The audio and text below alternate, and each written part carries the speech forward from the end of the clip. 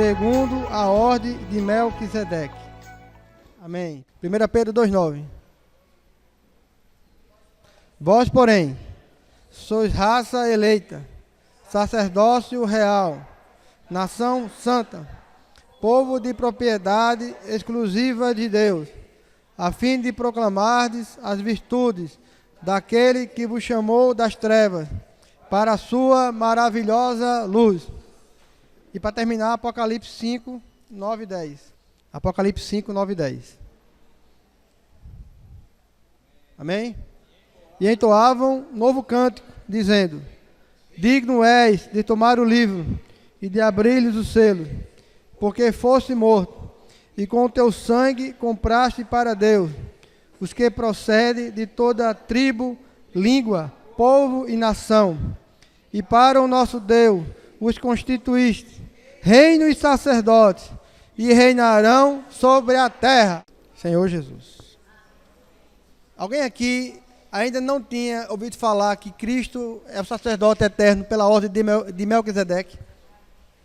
Porque geralmente, infelizmente, a gente não vê muito no nosso dia a dia falando sobre esse tema, que é um tema muito bom para a nossa edificação. E esse tema aparece lá em Gênesis 14. Primeira vez que essa palavra aparece, que esse termo esse termo Melquisedeque aparece, é lá em Gênesis 14. Abraão, quando ele vem da matança dos reis, que ele conquista um grande espólio de guerra, Melquisedeque sai ao seu encontro e ele vê na pessoa de Melquisedeque filho do Deus Altíssimo, alguém semelhante ao filho do Deus Altíssimo. E ele oferta para Melquisedeque o dízimo de todos os bens que ele ganhou naquela guerra. E Melquisedeque abençoa ele e lhe oferta pão e vinho. E aí Abraão segue essa caminhada. Mais à frente, no Salmo 110, novamente Davi fala de Melquisedeque, repetindo essas palavras de Gênesis e falando dizendo assim, que disse o Senhor ao meu Senhor: tu és sacerdote para sempre, segundo a ordem de Melquisedeque. E parece-me que esse tema fica meio que sem se falar muito. Vem ali os 4 evangelhos, vem algumas cartas de Paulo, mas lá na frente, no livro de Hebreus, este escritor de Hebreus, ele gasta um capítulo inteiro falando que Cristo é o sumo sacerdote segundo a ordem de Melquisedeque. Mas o que quer dizer isso? O que é que isso toca hoje a nós? Eu hoje, assim, ele faz essa pergunta: você hoje está no sacerdócio levítico? Você hoje está no sacerdócio de Arão? Porque este sacerdócio era limitado a um povo, o povo de Israel, e somente aqueles descendentes do povo de Israel, da tribo de Levi, da casa de Arão, poderiam servir. Poderiam ser então chamados sacerdotes. Mas esse não era o plano de Deus desde o princípio. O plano de Deus desde o princípio em Gênesis era dispensar a sua vida. Por isso que o pão e o vinho simbolizam a vida. Desde o princípio em Gênesis, Deus queria que o homem comesse da árvore da vida.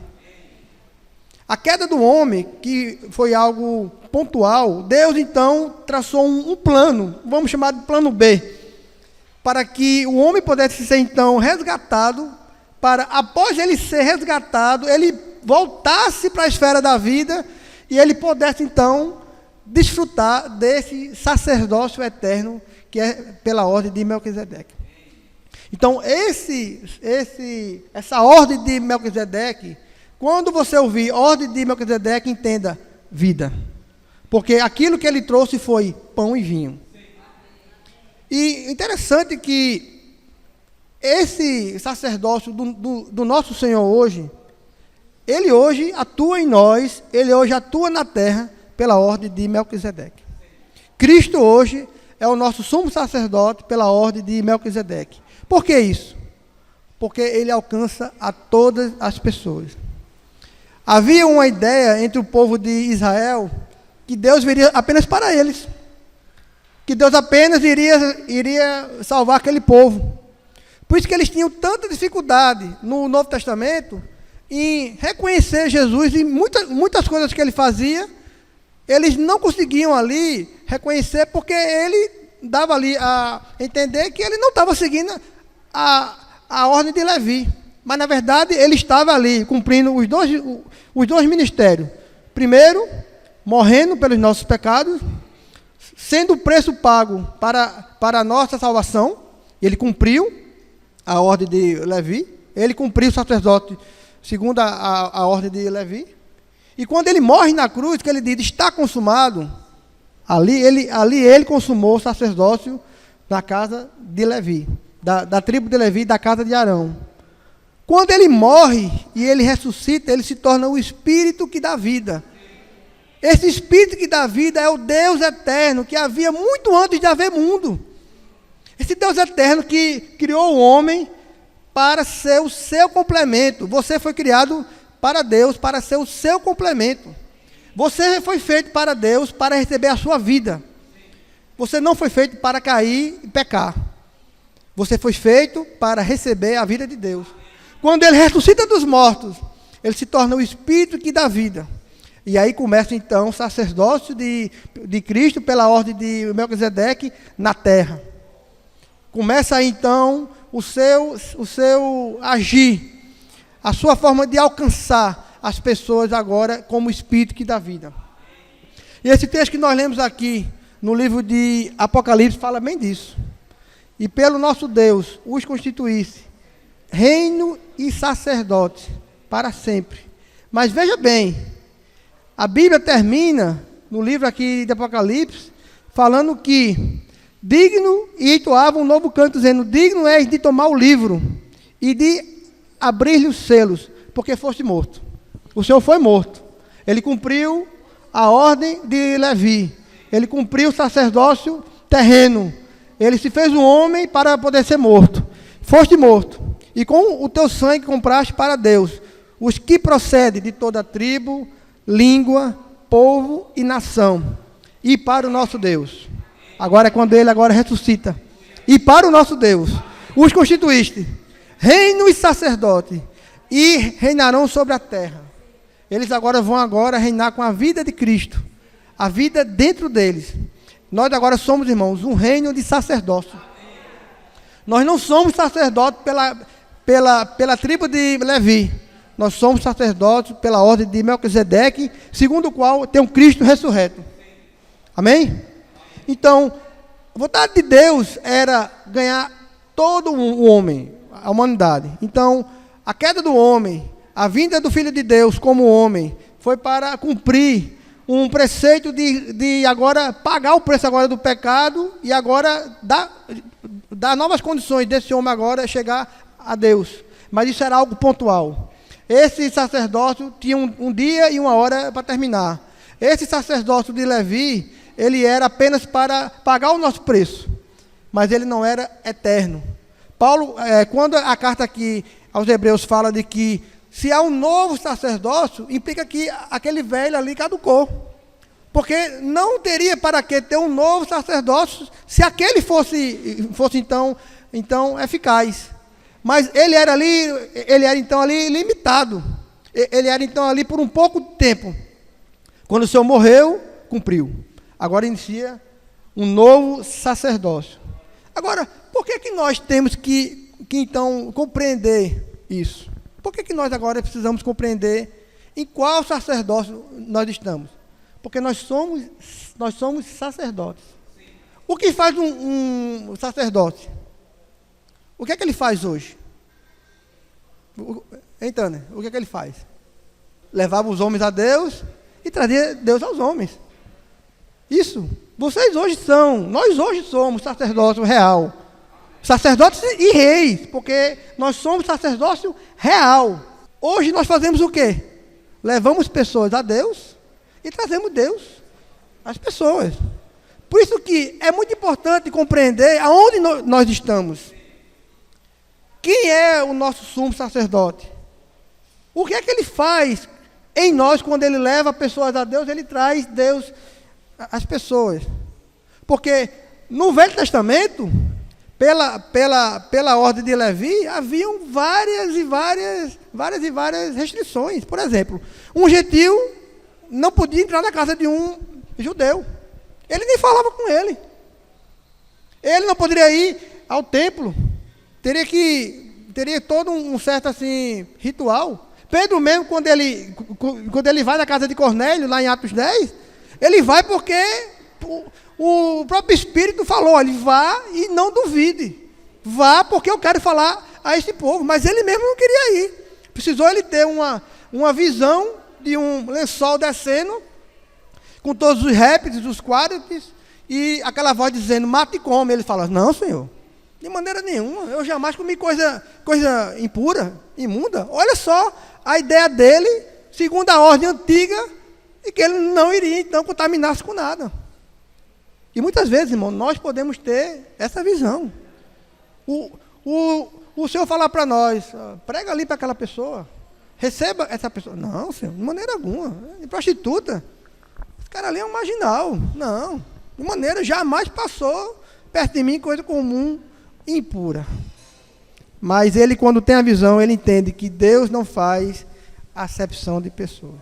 Ele entendeu de que o plano eterno de Deus era salvar toda a raça humana, era salvar todas as pessoas. Então nós podemos ver que pode ter em nós restrições com isso.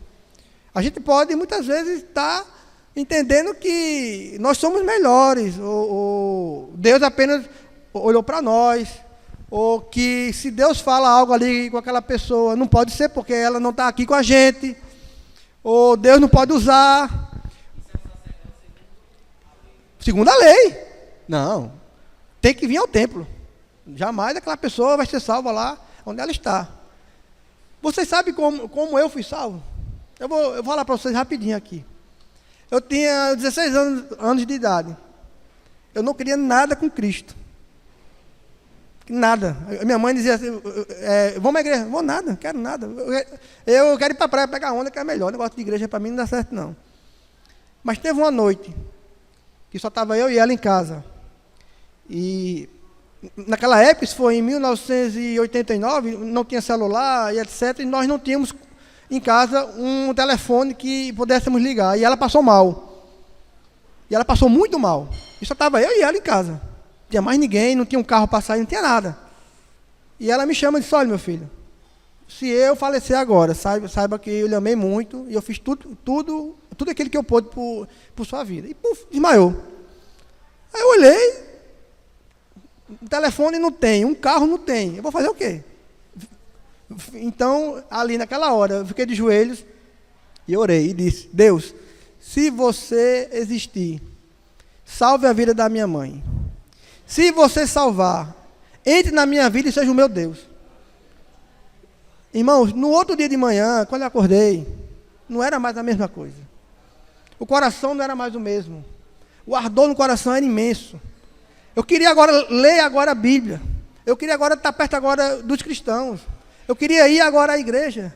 O que foi isso, irmão? O próprio Senhor foi ali onde eu estava. Na minha condição, Ele foi lá. Ele viu que eu não ia ao templo, mas Ele foi até onde eu estava. E eu nada sabia sobre Abraão, sobre Isaac, sobre Jacó, sobre José, sobre as tribos. Um negócio difícil de entender. Tem que saber quem é Abraão, que Abraão foi chamado lá em Ur dos Caldeus, que depois não podia ter um filho, depois gerou um filho da promessa com Sara, e Sara teve Isaac, e Isaac teve Jacó, e Jacó mudou o nome para Israel, e depois teve as 12 tribos, e das 12 tribos foram lá para o Egito, e do Egito saíram. Pelo amor de Deus, irmão, é muito difícil isso. Se Deus fosse ter que ganhar as pessoas com isso, poucas pessoas seriam salvas. Mas, como Ele é o Deus eterno, como Ele não está restrito a homem algum, como Ele fala desde antes de haver mundo, Deus fala. E Ele agora vai falar por toda a vida eterna conosco. Ele salva pessoas de todo lugar. Há uma ilha na Indonésia, que saiu de umas décadas atrás, testemunho, que o bruxo dessa ilha cansou de tanto fazer coisa ruim e bruxaria. E ele foi lá para o meio lá da tribo, pegou todas as coisas que ele fazia de feitiço, jogou lá e queimou e disse: se há um Deus nos céus, eu peço que esse Deus nos céus revele-se a mim hoje, porque eu não aguento mais fazer essas coisas. E à noite ele teve um sonho. Nesse sonho, um varão de branco, no sonho, diz a ele: escreva as coisas que eu vou falar para você. E ele acorda e ele escreve tudo aquilo que ele ouviu no sonho, que aquele homem de branco, aquele ser celestial mandou ele escrever. E agora ele começa agora a viver com base naquilo que foi falado. Ele e toda a sua tribo. Décadas após, chegam lá missionários e ficaram impressionados como ele conhecia Jesus, como ele conhecia o sacrifício da cruz, como ele sabia que esse Filho de Deus curava, andava sobre as águas. E perguntaram a ele: aonde você viu isso? Como foi que você soube disso? Ele mostrou aquilo que ele tinha escrito. E era uma cópia do livro de Marcos, do início ao fim. Então isso é Cristo segundo a ordem de Melquisedeque. Não tem pai, não tem mãe, quer dizer, não depende de sangue nobre, não depende de ser uma linhagem judaica. Não tem início, não tem fim. Quer dizer, ele é um Deus eterno. Salva pessoas em todo lugar. Não tem pai, não tem mãe, não tem princípio, não tem fim. Feito semelhante ao Filho de Deus. E Paulo, que tanto viu isso, Paulo, que teve uma visão na Arábia, uma visão do terceiro céu, uma visão do paraíso. E Paulo era o quê? Fariseu de fariseu, da tribo de Benjamim. Matava em nome da lei. Mas esse Cristo alcançou na estrada de Damasco. E ele foi salvo, recebeu a vida, e Deus deu a Paulo um grande encargo, pela ordem de Melquisedeque. Tanto que, aonde ele chegava, ele tentava levar Cristo como vida. Ele tentava mostrar que não era mais a lei. Ele tentava mostrar que não era mais o sacerdócio levítico, que não era mais a lei de Moisés. E você vai ver nas cartas de Paulo, em Atos dos Apóstolos, um grande embate, onde ele chega, muito embate sobre essas questões, porque as pessoas não estavam entendendo aquilo que Paulo estava falando. Mas quando ele chega lá na Grécia, lá em Atos 17, vamos abrir esse texto, Atos 17. Quando ele chega lá na Grécia, que ele vai pregar lá em Atenas, ele não fala sobre Abraão, ele não fala sobre Levi, ele não fala sobre as tribos, ele fala conforme a ordem de Melquisedeque.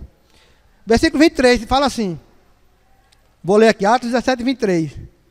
Porque, passando e observando os objetos do vosso culto, encontrei também um altar no qual está escrito, ao Deus desconhecido. Pois este que adorais sem conhecer, é precisamente aquele que eu vos anuncio. O Deus que fez o mundo e tudo o que nele existe, sendo ele Senhor do céu e da terra. Não habita em santuários feitos por mãos humanas, nem é servido por mãos humanas, como se de alguma coisa precisasse. Pois ele mesmo, aqui irmãos, ele mesmo é quem a todos dá vida, respiração e tudo mais. De um só fez toda a raça humana para habitar sobre a face da terra, havendo fixados os tempos previamente estabelecidos e os limites da sua habitação, para buscarem a Deus, se, porventura, tateando, o possa achar, bem que ele não está longe de cada um de nós. Pois nele vivemos, nos movemos e existimos, como alguns dos vossos poetas têm dito, porque dele também somos geração. Sendo, pois, geração de Deus, não devemos pensar que a divindade é semelhante a ouro, a prata ou a pedra, trabalhados pela arte e imaginação do homem. Ora, não levou Deus em conta os tempos da ignorância. Agora, porém, amém, agora, porém, notifica aos homens que todos, em toda parte, se arrependam, porque estabeleceu um dia em que há de julgar o mundo com justiça, por meio de um varão que destinou e acreditou diante de todos, ressuscitando dentre os mortos. Deus notifica a todos, em todo lugar, que se arrependam. Irmãos, isso tem que ficar muito claro para nós. Todos e em todo lugar se arrependam. Você quando vai na padaria comprar pão, você vai lá para comprar pão, ou você vai lá falar com o padeiro? Não pode ser. Você vai falar com o padeiro, que é alguém pela qual Cristo deu por ele sua vida. Veja só, como a gente encontra pessoas em todo lugar. Você, quando vai trabalhar, aonde você está lá trabalhando, você apenas presta ali seu serviço, ou ali tem pessoas que não conhecem ainda a Deus, mas que Deus agora as notifica para que elas então conheçam. Em todo lugar, irmãos, há pessoas. Aonde nós formos, há pessoas. Aonde você for, Deus vai junto também com você. E isso é algo muito forte para nós. O Novo Testamento, quando ele começa com o livro de Mateus, a gente vê que de Mateus à frente, Deus ele vai dando visão naquilo que ele escreve. Mateus começa com uma genealogia de Abraão, mostrando que Cristo vinha também de Abraão. Mas ainda é, irmão, limitado, porque está mostrando da linhagem de Abraão. Se eu não estou lá, eu estou fora. Mas Marcos, você vê que o livro de Marcos começa sem genealogia. Começa lá no princípio. No princípio. Ele já é mais amplo. Ele já então alcança mais pessoas. O livro de Lucas começa onde? Adão. Mostrando que Cristo veio também de Adão, descendência de Adão. Já alcança a vida humana. Mas João, irmãos, João tinha uma visão muito clara da ordem de Melquisedeque.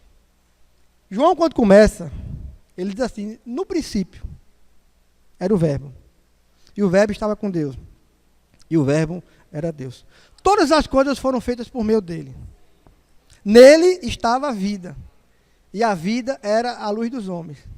E a verdadeira luz que vinda ao mundo ilumina a todo homem. A verdadeira luz que vinda ao mundo ilumina a todo homem. Em todo lugar, irmãos, alguém pode ganhar luz. O próprio Deus pode então ganhá-lo, salvá-lo. Ele pode se voltar. Ele pode ser então notificado. Olha, se arrepende, recebe como vida, e ali ele ser salvo.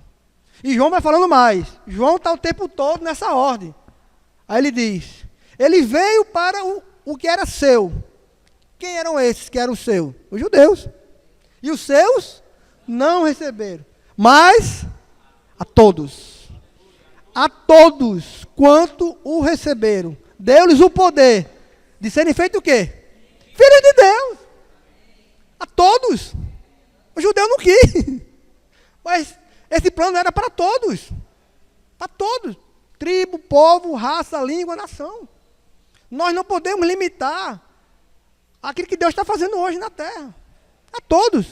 Mas João vai mais na frente. Ele não para aí. Ele vai falando. Ele está claro de que Jesus está o tempo todo falando do plano eterno de Deus. Aí ele vai lá no capítulo 3. Nicodemos, mestre da lei, conhecia tudo. Só, se você não nascer de novo, você não pode nem ver, Nicodemos. Como posso eu, um homem velho, voltar ao ventre da minha mãe? Quer dizer, Levi não vai me fazer nada, porque eu já sou velho. Como é que eu vou agora ganhar vida e voltar ao ventre novamente? Como é que eu vou sair dessa ordem aqui de Levi? Porque só tem essa aqui para mim. Olha, o que é nascido de carne é carne. Aquele que é nascido do Espírito é Espírito. Porque o vento sopra onde quer. Ouves a sua voz. E não sabe de onde vem, nem para onde vai. Assim é todo aquele que é nascido do Espírito. Você veja que João fala de todos.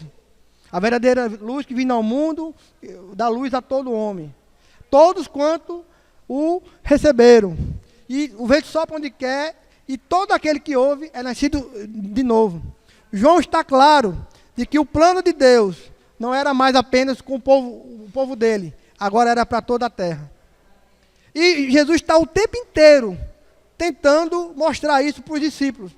Jesus está andando na terra, mostrando, olha, olha, Melquisedeque, a ordem aqui de Melquisedeque, o tempo todo ele está falando.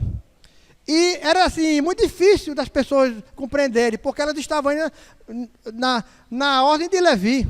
Por exemplo, vamos ver aqui esse texto de Mateus 8, de 5 a 12. Tendo Jesus entrado em Cafarnaum, apresentou-se-lhe um centurião, implorando: Senhor, o meu criado jaz em casa de cama, paralítico, sofrendo horrivelmente. Jesus lhe disse: Eu irei curá-lo.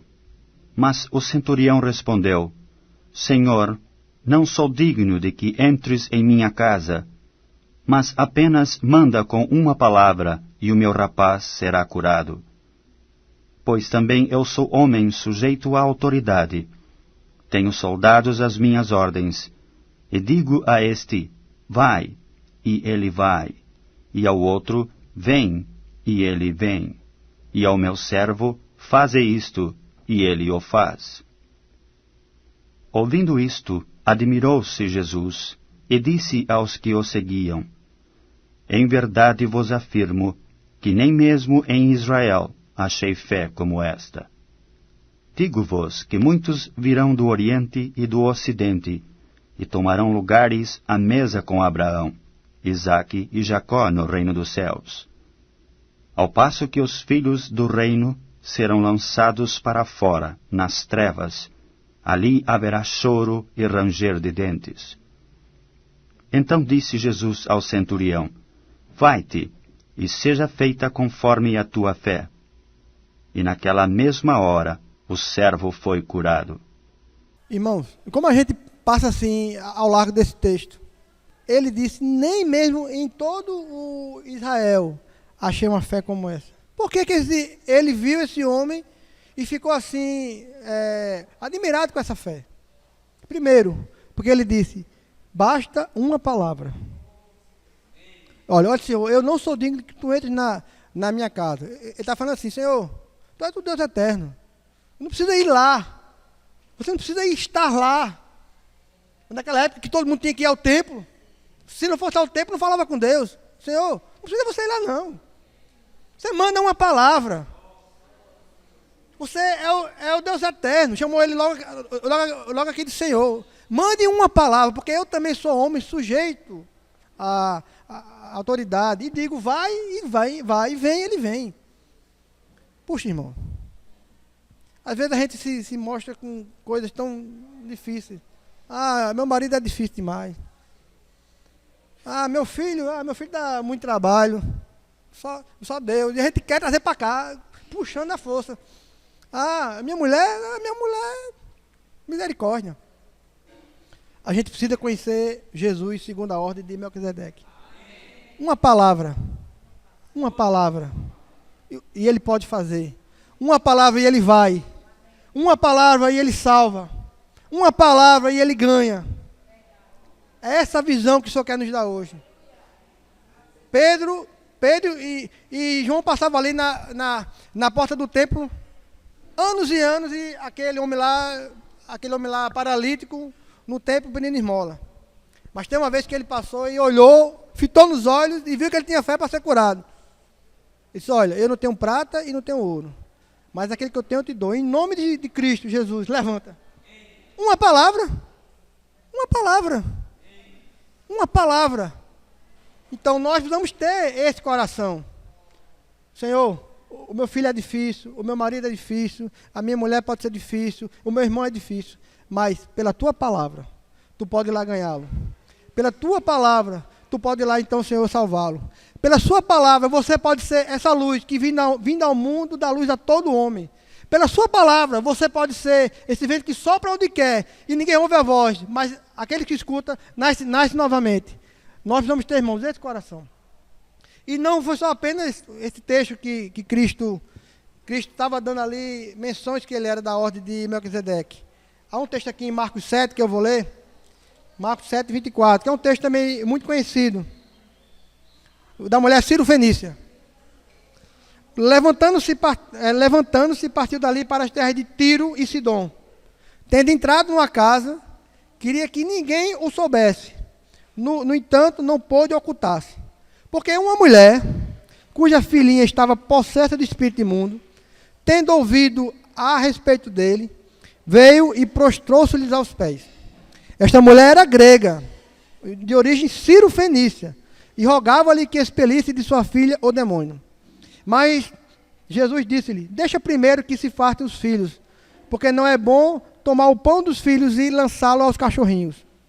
Ela, porém, lhe respondeu: sim, Senhor, mas os cachorrinhos debaixo da mesa comem das migalhas das crianças. Então lhes disse: por causa desta palavra, pode ir, o demônio já saiu de sua filha. Ele aqui está mostrando de que, mesmo ela sendo uma mulher grega, de origem Ciro-Fenícia, e ele aqui estava onde? Nas terras de Tiro e Sidom, uma terra que não era ida por judeu, era uma terra maldita, era uma terra que judeu não ia lá, mas ele foi. E ele falava: olha, não é lícito tirar o pão dos filhos, quer dizer, você me conhece? Você sabe quem eu sou? Ela disse: sim, Senhor. Chamou ele logo de Senhor. Pelo fato dela ter dito que ele era o seu Senhor. E ela ter dito de que, mesmo assim, os cachorrinhos comiam da migalha que caía da mesa, ele ficou altamente assim maravilhado por uma mulher grega, Ciro-Fenícia, chamá-lo de Senhor e compreender que ele também veio para ela. E aquilo que ela estava então pedindo a ele, o Senhor fez e salvou a sua filha. E aí, irmãos, tem tantas e tantas outras passagens no Novo Testamento que Cristo está o tempo todo falando da ordem de Melquisedeque. Agora, para terminar, essa ordem de Melquisedeque, da qual Cristo é o sumo sacerdote, ela é a ordem que vem pela vida indissolúvel. O texto aqui de Hebreus 7 fala que o sacerdote de Levi vinha conforme a carne. O filho do filho, do filho do filho, e aí ia. Mas esse sacerdócio, ele não tem base na carne, não tem base no fato de eu ser um filho de Levi, ou eu ser de uma tribo. Mas ele vem com base no poder de vida indissolúvel. Jesus, quando ele morre e que ele ressuscita, a vida que o fez sair da morte é essa vida que hoje constitui esse ministério dele. E nós fomos gerados nesse poder de vida indissolúvel.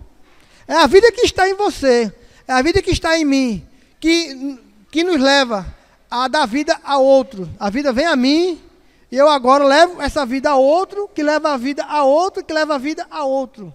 Então não é porque meu pai era judeu, ou era da tribo de Levi, mas porque eu ganhei essa vida, e essa vida agora se agora transmite a outros e a outros. E assim, o mais interessante é que, quando lá em Gênesis 14 fala sobre Melquisedeque, ele diz que ele veio então para Abrão, ele veio com pão e vinho. E eu hoje queria falar sobre isso. Pão e vinho, aqui nesse texto, simboliza vida. O próprio Senhor estava o tempo todo falando: olha, eu sou o pão vivo que desceu do céu. Quem não comer da minha carne e beber do meu sangue não tem vida. Ele estava ali falando sobre o que, irmão? A ordem de Melquisedeque. Porque ele trouxe pão e vinho. Então hoje nós estamos aqui na igreja com base nessa vida. Hoje hoje viemos aqui comemorar a vida, festejar a vida. E é com base nessa vida que nós hoje podemos ter o nosso ministério. Então, o Senhor estava falando disso.